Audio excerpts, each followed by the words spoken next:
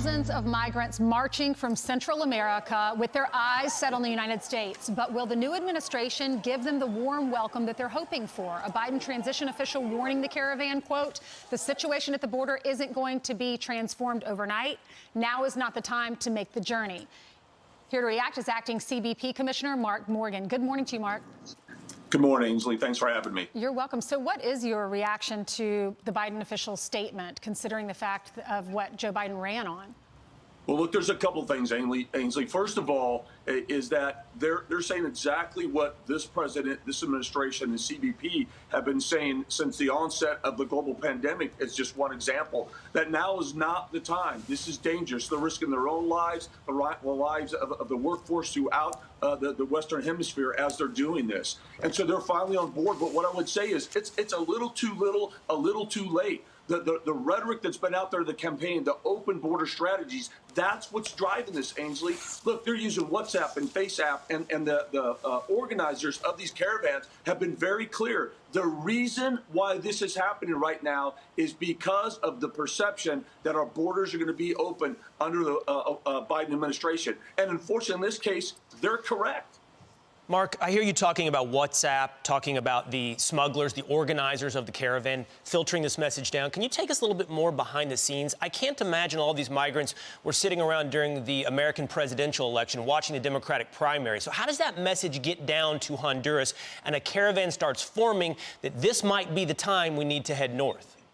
Well, that's a great question. Your listeners need to pay close attention to this. Look, it has been happening for a very long time. This has been happening for decades. You've got a combination of open border advocates that are organizing these caravans and actually encouraging and driving the immigrants to participate, to risking their lives. In addition to that, you have the cartels and the human smugglers that are doing the same thing. They're fueling the perception that our borders will be open. They're exploiting and encouraging this vulnerable population. And why? To line their own pocketbooks and bank accounts. And it's working.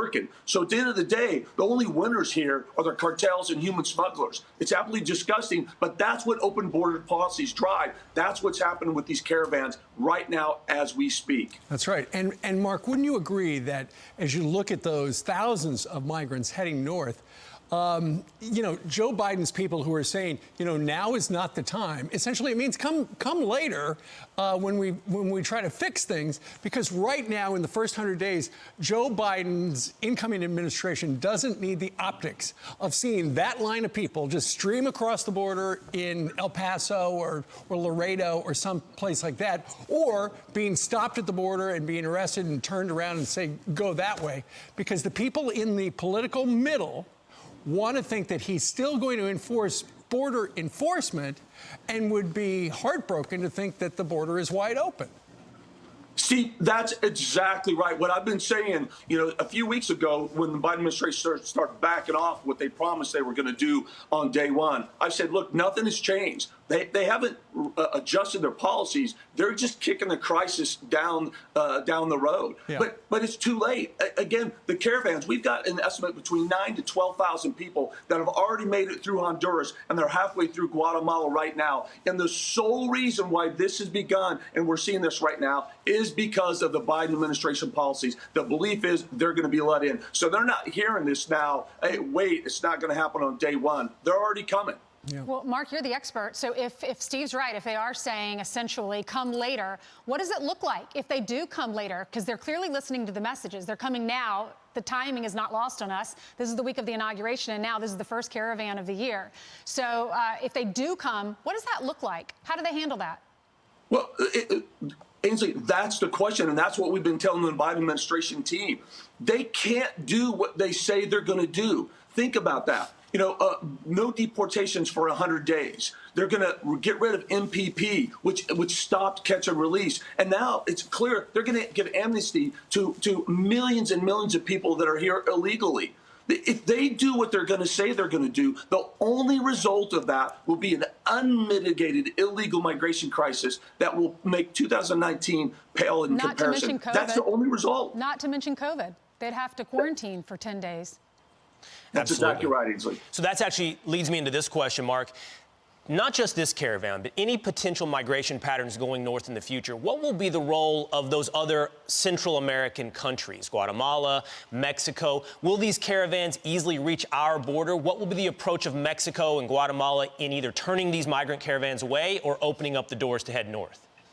Look, Will, we're seeing it right now. We're seeing what this administration has been able to do is really foster a really good partnership with the government of Mexico and our Central American partners. Together, we've addressed this as a regional crisis as that it is. And we're seeing even right now, even with this large caravan, that largest that we've seen in over a year and a half, the Central American countries and government of Mexico are stepping up, and they're doing their job to stop it. Right. But the problem is, if I'm these countries, I'm frustrated right now because the reason why the caravans are starting is because of the rhetoric of the incoming administration. Mm-hmm. That's why this is happening. It's simply outrageous. We know that build the wall is something we heard a lot about 4 and 5 years ago.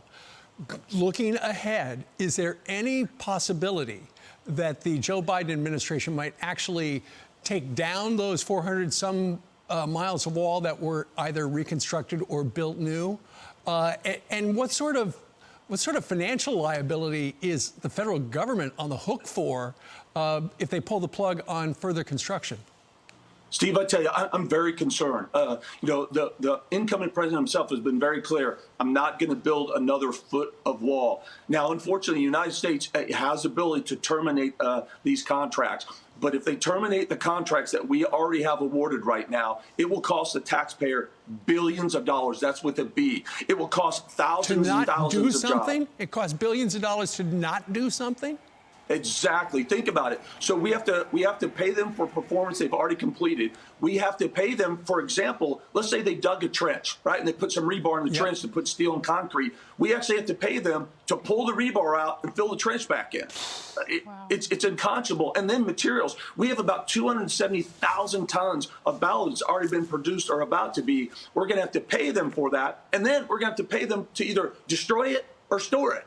It's ridiculous, and it's going to take away an essential tool to safeguard our borders and protect the American people. That is what is really outrageous. Well, Mark, when you see these stories, you read about their stories. I was reading articles this morning about moms just wanting to give a better life for their little girls, and that touches all of our hearts. What are we sending? I know we're sending money down there. What are they doing with the money? This is probably one of the most critical questions of all, and we've been saying this for a long time. This country is the most generous country on the face of the planet. We give more legal citizenship to immigrants in this country than any other country in the world. We give more financial aid to other countries, including the Central American countries, than any other country on the planet. Those are all facts that continued under this administration. It needs to continue. We need to address the economic conditions in these countries. They need to be there. They need to help their own country prosper. Illegal immigration is not the answer. Only illustrating that you can have a big heart and strong rules at the same time. Acting CBP Commissioner Mark Morgan here with us this morning. Thank you, Mark. Thanks, Will.